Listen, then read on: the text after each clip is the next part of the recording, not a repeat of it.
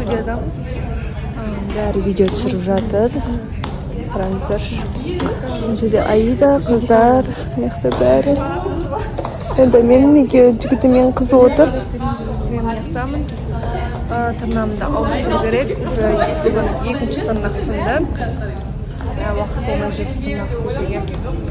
Сол күндеріңізге сәттілік. Эфирде обязательно көріңіздер. Достарымызға қайырлы таң. Мына айнада сторис салған жандарға арналады. Қалайсыздар? Эфирге кеп қалдық. Смотрите, как я похудела.